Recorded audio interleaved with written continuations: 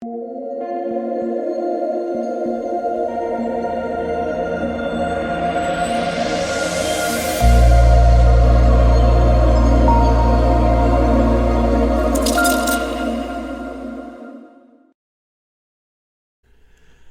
what is going on, guys? DK. Back at you with another video here to bring the 11-game NBA main slate on Friday. Before I get into the video, if you guys are new to the channel, welcome. My name is DK. I make daily videos and live stream for NBA and NFL slates on Draftkings. Also, I hope you guys had a very good Thanksgiving, making this on Thanksgiving itself, but I hope you guys have a great day. Enjoy the food, enjoy the family.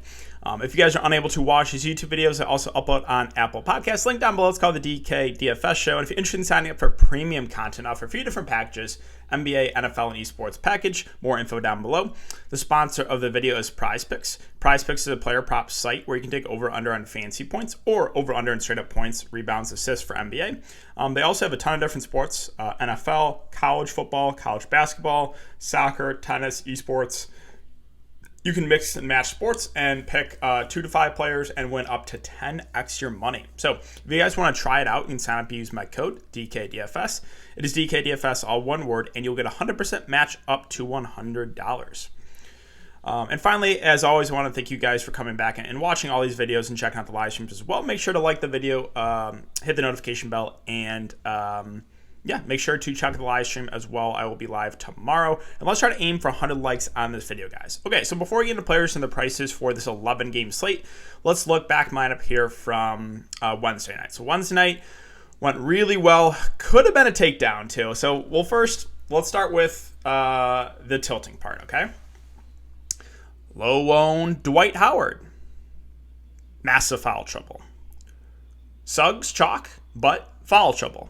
And Sabonis, kind of in between, not super chalky, but got a decent amount of ownership, foul trouble as well. So, one slate I would like did not deal with any foul trouble, but I can't be super tilted about it because I also got extremely lucky with a game going to overtime that I had a lot of exposure to, the Lakers and Pacers. So that kind of cancels that out, right? I'm very tilted about the 3 players in foul trouble, but I also got extremely lucky with that game going to overtime, so that cancels it out. But I'm still tilted about one other thing.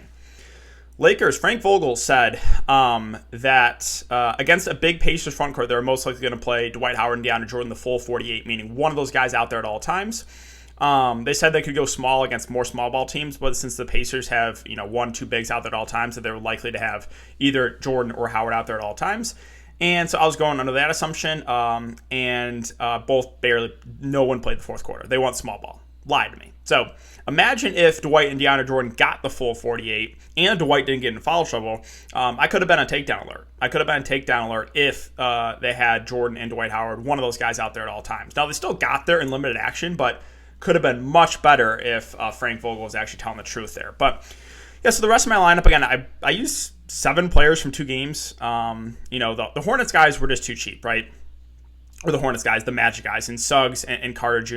And then I went extremely heavy in the Lakers-Pacers game with Brogdon, Sabonis, LeBron, Dwight Howard, and DeAndre Jordan. And then my one-off there was Josh Giddey, who I was pretty high on. The only word there was the blowout. But, hey, luckily they kept it close, and he went for a big game. So that was my lineup. I had a nice 3x basically overall on the night, so no complaints there. And then, let's see, I was checking out some lineups here. This was the winning line. Oh, Petty Theft took it down, 100K. This was the Rainmaker $3,000 entry. So winning lineup was Suggs, Van Fleet, Wagner, another guy I was pretty high in. He was popular too, 53% this one. Carter Jr., Jakob Poeltl, Brogdon, Sabonis, and Nurkic. So, you see what happens, Chauncey Billups, when you give Yusuf Nurkic minutes. You see what happens? Play him more. That made my night. Now, I was already, I was happy because I was cashing, but I saw the Yusuf Nurkic first quarter. He had a double-double. That put the biggest smile on my face. He absolutely smashed. Give him more minutes, Chauncey. Okay, but yeah, guys, that's it for the look back. Hope you guys had a good night. And let's talk about this 11-game slate. So we'll start off with Minnesota and Charlotte. On the Minnesota side, we saw the massive game from Ant-Man kind of out of nowhere against Miami, almost 70 bomb. I do think you got to factor in what happened, right? Karl-Anthony Towns got in massive foul trouble. I think he played 4 or 5 minutes in the first half, so that definitely gave a boost to Anthony Edwards. So I feel like people might chase this game. I'm still fine with Ant-Man, but I'm worried the ownership is going to be inflated in an 11-game slate. And if I feel it's going to get to a point where he's like one of the chalkier plays in the slate, then I'll just avoid. Again, Karl-Anthony Towns at 9.5 got in severe foul trouble. I think he played 5 or 6 first half minutes. I do like targeting bigs against this Hornets front court, so I have some interest in Cat. The issue is the floor is a lot lower this year when the big three is healthy of him, Ant-Man, and D'Lo. And then I also have some interest in D'Angelo Russell. Like, for example, if Ant-Man's going to be like, I don't know, 25% tomorrow and D'Angelo Russell's going to be 5%, just give me D'Lo all day, right? If he's going to be like way less owned. I think both have similar upsides. And D'Lo's been playing big minutes. He's been getting a good amount of shot attempts up. So I like the big three here for Minnesota. It's going to come down to ownership and who I think is going to be the most popular. My guess is Ant-Man after the last game. Again, I think he will be a little bit over-owned. Now, Pat Beverly left that game, did not return. It was Malik Beasley that picked up a lot of those minutes. He played 38 minutes. So we'll see what they do with the starting lineup. But if they move Beasley in the starting lineup, I have some interest in him at 3.9. Also, Jared Vanderbilt has been playing really well and has actually stayed out of foul trouble last few games, 25-plus minutes the last 5 games. So I think he's viable. The only concern now is it's now to a price where if he gets like 2 quick ones, you're in trouble, right? He's no longer like sub 4K, where if he gets in foul trouble, it might not hurt you. He's almost 5K. So if he gets in early foul trouble, then it's going to hurt you. So that's what we had to factor in of, yeah, he's done a decent job of staying out of foul trouble lately, but he's a Jaren Jackson Jr.-esque in the fact that he's just always in foul trouble. All right, Charlotte. So I have to tilt for you if you played LaMelo Ball. And I was super close. I was talking about some Patreon. I almost played LaMelo Ball. It was between him or LeBron. I pivoted to LeBron James, luckily. LaMelo had a good game in 26 minutes. Played 34 fantasy points. He played 26 minutes because he got benched. He got benched for trying to throw an alley-oop to himself, and I think he played like 10 or 11 first half minutes. So if you played LaMelo Ball last night, I feel for you big time. Like, I would be so tilted about that, him getting his minutes cut by like 12 minutes. Now, assuming he goes back to his normal minutes of 38, 39 minutes, I think he makes for a decent spend up here. And what I think happens, I think a lot of people will chase this Terry Rozier game. Yeah, Terry Rozier went off. He does have upside. But you also have to realize what happened. First, he had 6 steals. Second, you had LaMelo Ball benched. So Rozier was handling a lot of the ball, doing the ball handling. So I think Rozier is fine, but just like Ant-Man, he's probably going to be over-owned after last game. Bridges, Hayward, secondary options for me. PJ came back and only played 5 minutes. Mason Plumlee against a big front court might be asked to play a little bit more, but I don't think it's necessary. Oubre is always going to play for GPPs, more boom or bust play. Phoenix and the Knicks. So nothing really stands out for me on the Phoenix side. I think my favorite play probably DeAndre Ayton, who should play probably, he got in foul trouble last game, but I think he probably plays low 30s minutes. So Ayton probably my favorite option. Paul Booker, both in play. Paul a little bit of a higher floor, Booker the higher ceiling. Neither are must plays. The wings never really stand out to me. McGee, you can always use in 12 to 15 minutes on the bench. He's a good point per minute guy, but an 11-game slate, I just don't think it's necessary. Moving on to the Knicks. So Julius Randle, 10-1, going up against the Suns. Secondary spend up, again, doesn't really stand out. I'll keep an eye on Derrick Rose. If he's out, that's going to boost the value of guys like Kemba, Fournier, Burks, even quickly. They all got a little bit of usage bump and a few extra minutes last game, so those 4 would all be in play if there's no Rose. And then keep an eye on Mitchell Robinson and Taj Gibson. If they can't go, Nerlens Noel probably starts, and he probably plays big minutes. He played 39 minutes last game. I don't know if we get 39, but assuming those 2 bigs are out again, I think Noel's a pretty safe value play. Okay, let's move on to Chicago and Orlando. So Chicago now fully healthy. A lot of these guys like DeRozan, Levine priced up from when Vucevic's out. Vucevic's now back, so there's no real standout plays for me here. It's a good matchup. If you want to take a shot in one of the starters, you can for GPPs. But I'm just going to say, there's no one that stands out for me. And the bench guys, I'm probably going to stay away from. So Chicago as a whole, only in tournaments if you want to take a shot in any of those guys. Moving on to the Magic. So Cole Anthony, we'll see about his status as well as Terrence Ross. If they're both out again, they're going to be thin. So guys like Jalen Suggs would play the point guard and probably play around 30 minutes. He got in some foul trouble last game. Would like Suggs a decent amount. Carter Jr. feels too cheap at 5'6". He probably plays over 30 minutes. I think you can make the argument for Mo Bamba. The only issue is he's only center eligible. Center usually a pretty loaded position, but he probably plays over 30 minutes.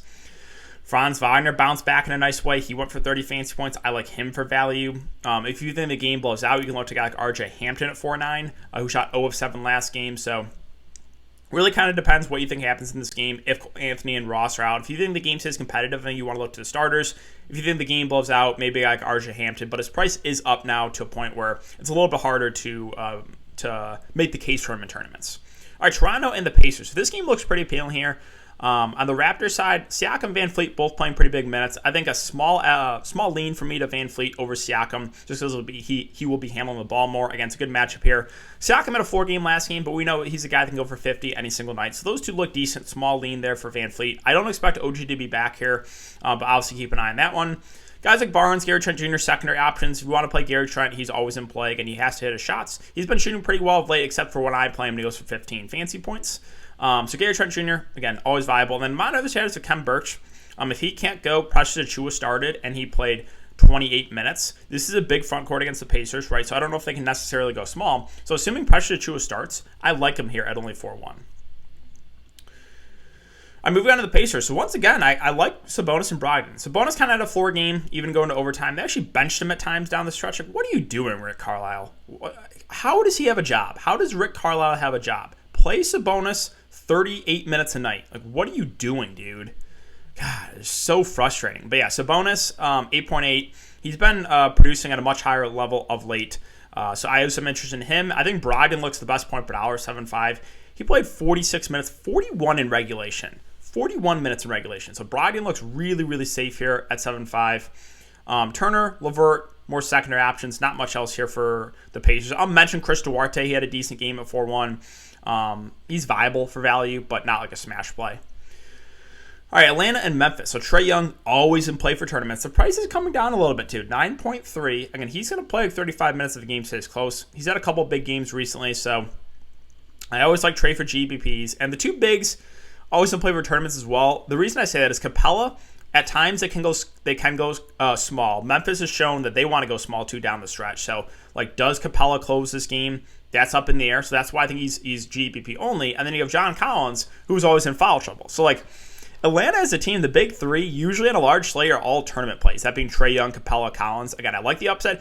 If I knew Capella was going to play 32 to 35 minutes, I would really like him at 7.5. If I knew John Collins could stay out of foul trouble and play 35-plus minutes, I would really like him. So, like, the Atlanta guys, the spend-ups are usually GPP plays for me. Bogdanovich, Herter, fine cash game plays. I think both play around 30 minutes, assuming the game stays competitive. Gallinari, Reddish, viable tournament pivots off the bench. But, yeah, Atlanta as a whole, a lot of viable plays, but no, like, smash options, no smash plays for me. Moving on to Memphis, so John Morant, 9.6K. I think he plays mid-30s minutes. He had a nice game even with Dillon Brooks back. I think he's a pretty safe play. Triple J, you can always go to him in tournaments. Again, he does have upside, but the floor is low because of his foul issues. Dillon Brooks at 5'9", played 26 minutes last game, was in some foul trouble. I think he probably plays over 30 minutes if the game stays close. So he's always viable. He's kind of a black hole, meaning he's going to take more shots than he probably should. He thinks he's better than he is in the offensive end. Bane at 5'5", kind of priced up from when Brooks is out, so I'll pass there. Slow-mo hasn't really been getting the minutes that I thought he would, moving in the starting lineup at times. And then Steven Adams, the minutes are trending down again. They've been closing small. So last guy I'll mention is Brandon Clark. With Adams' minutes ticking down, Clark's minutes have been ticking up, 26 in back-to-back games. He's actually a decent point per minute guy. So I actually have some interest in Brandon Clark here. Now, am I confident he can play 26 minutes again? No, I'm not. He could go back. He could play 12 minutes tomorrow, and I would not be surprised. So there is some risk. But assuming the minutes are there for Clark, I think he's a good value play. Washington and OKC. So not much that stands out. I think Brad Beal's a viable spend-up. Should play 35-plus minutes. Will be the number one on offense.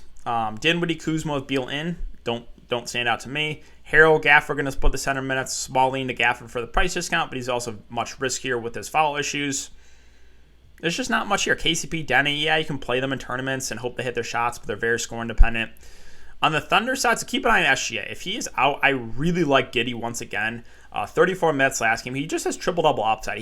The upside goes way up when he's handling the ball more, so I really like Giddey if there's no Shea.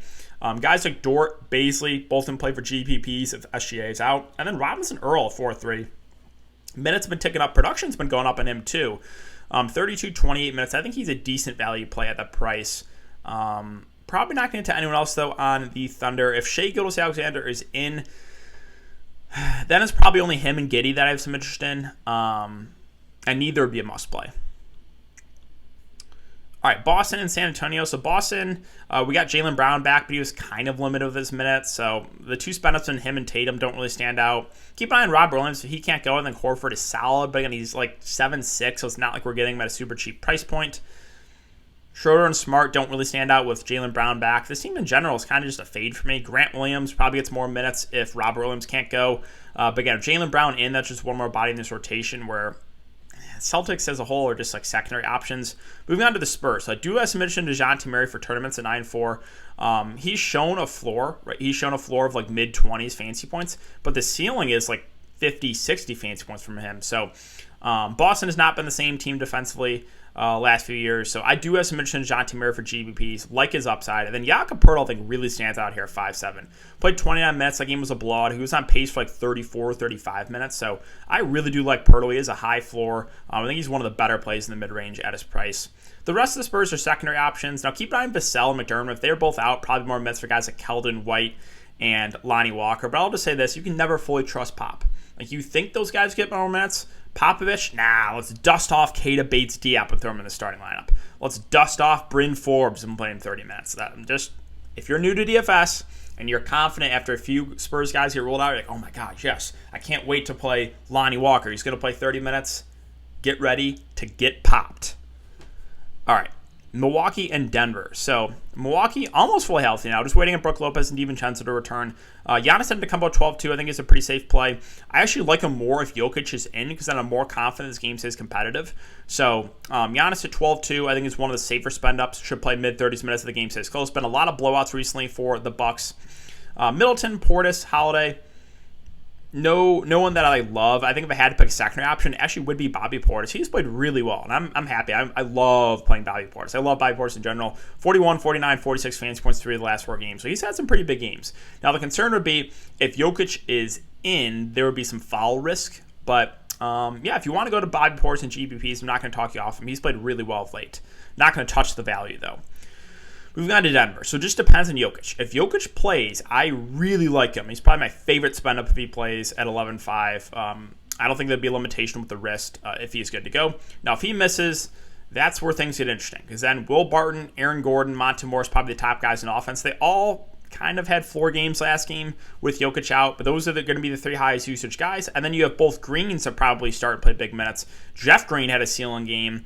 He had 40 fantasy points. If Jokic is out, I have a feeling he'll get a good amount of ownership. I'll probably pass. I think that's a chase going to Jeff Green. I would probably prefer JaMychal Green at 3.8, who probably comes in at much less ownership because he didn't have as good of a game. So the whole starting 5 would be in play: Barton, Gordon, Morris, Jeff Green, JaMychal Green. They also lost PJ Dozier for the year, so they are thin. A guy like Campazzo probably gets some decent run off the bench. I think he's viable at only 3.5K. All right, Pelicans and Jazz. A tough matchup here. The Pelicans are just involved in so many blowouts here. Blowout. They get blown out. Or wait, they blew out the Pacers? No, they get blown out. And then they blow out Washington. What is going on here? So 3 straight blowouts. But look at this. 40 fantasy points in 23 minutes, 41 in 24. If you played Jonas Valanciunas last slate, you got insanely unlucky, and I feel so bad for you. Because I was first tilting about it, because it's like, oh, I played Jonas Valanciunas, so he can't stay out of foul trouble. I fade him, he's smashing, but then the game blows out. So JV probably would have gone for 60 last game, so you got insanely unlucky if you played JV last slate. Again, I really, really do feel for you. Ingram, 8K against the Jazz. I'll pass. I think it's JV that I have some interest in, even a tough matchup, and then Josh Hart at 5.6. He's been really consistent, except when I finally buy in. 7 points, 2 boards. Every other game, let's just stuff the stat sheet and go for 5 steals a game. I play him, 7 points, 2 boards. Again, yes, I'm still extremely tilted and probably going to bring it up the next few videos when the Pelicans are on the slate. The answer is yes. Anything else here for the Pelicans? Herbert Jones has gotten more minutes, but there have been a back-to-back blowout, so I need to see what his minutes are going to be like if the game stays competitive. That's it for the Pelicans. Moving on to the Jazz. Mitchell has been really disappointing of late, but this is a pretty good price and matchup. If you're confident the game stays close, I do have some interest in Mitchell. I think Rudy Gobert is in a pretty good spot here, too. I don't like playing this guy, but I think he plays low 30s minutes. Again, he played 39 last game because Whiteside got ejected. So that's probably an outlier for minutes there. The rest of the Jazz are secondary options in Conley, Bogdanovich, Clarkson, O'Neal, Ingles. If you want to land on one of those guys last piece in, sure, they're fine, but no stand-up plays here. All right, Portland and Golden State. So, again, Chauncey Billups. You see what happens when you play him minutes. It's like the meme where the guy holds up the sign. I was like, you put like that's me holding up the sign. Play Nurkic more. Play him more. So, Yusuf Nurkic, great point per minute guy. The issue has been the minutes, right? He's just getting like 20 minutes a game for some reason. Well, he finally played more minutes and was in foul trouble too. Could have played more. He played 32 minutes.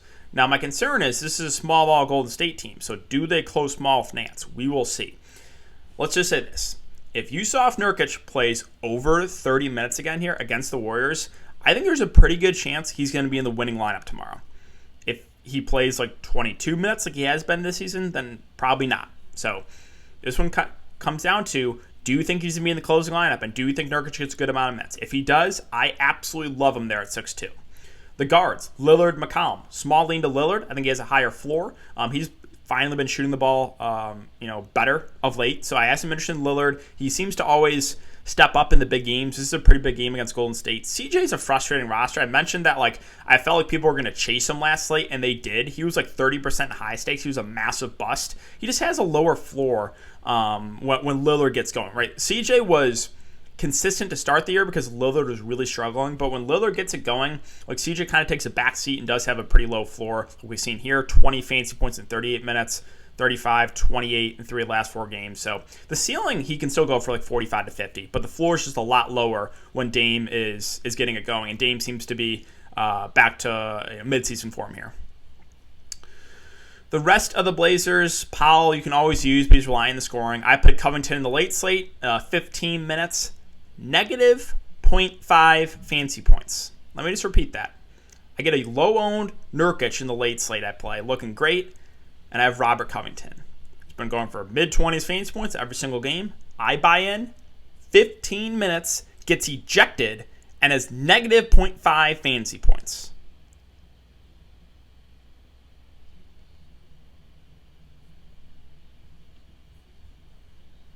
Larry Nance at 3.8. If you think they close small, Larry Nance probably is going to be the guy at the 5. So if you're worried about Nurkic's minutes, then just play Larry Nance, who probably would close if they do go small.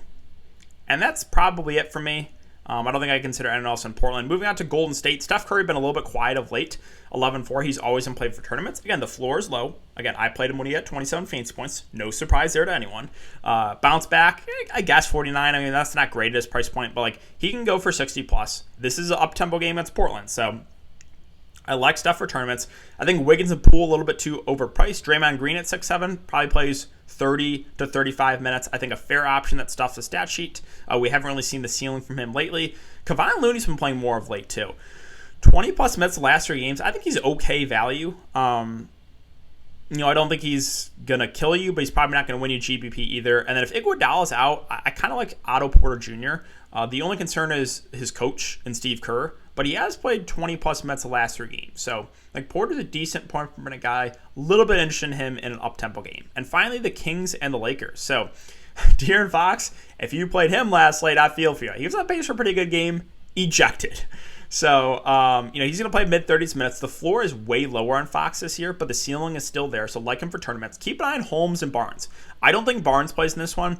He left the game. They ruled him out right away with a foot injury, and also Holmes is questionable. So if Holmes can't go, they started Alex Len at the 5. He's the flat min price. Would like him for value. However, he was going to come back in the 4th, and he said, nah, keep Damian Jones in there. So they ran a 3. I feel like I'm going to throw up. A 3-headed monster at center with, listen to this, Alex Len, Tristan Thompson, and Damian Jones. Is there anything more disgusting than that? Alex Len, Tristan Thompson, Damian Jones, 3-headed monster at center. Whew. If Harrison Barnes can't go, possibly Marvin Bagley moves in the starting lineup. He closed the game for Barnes. And Bagley actually is a good point per minute guy, good player on the offensive end. So if he starts, I just mentioned Marvin Bagley. Guys like Halliburton, Hield are fine secondary plays, but don't really stand out to me. I'll mention Mo Harkless too at 3K. Played 24 minutes. Super, super low usage guy. But if he starts, I think you can play him. And finally, the Lakers. So I expect AD to come back here. He is, it was an illness. So like a couple days rest, I think will be good to go. We'll see. If AD can't go, then LeBron, Westbrook get a pretty big usage bump. And then the two centers, in DeAndre Jordan, Dwight Howard, look better at 3-6 and 3-4. So monitor that one. If AD plays, they're all kind of secondary plays. If you want to go to someone in the Lakers' big three, you can, but no one would really stand out. So yeah, guys, that's going to do it for the video. If you have been enjoying the content, make sure to hit that like button, subscribe, and hit the notification bell. Thanks again. Have a great night, guys, and I will see you all tomorrow in the live stream.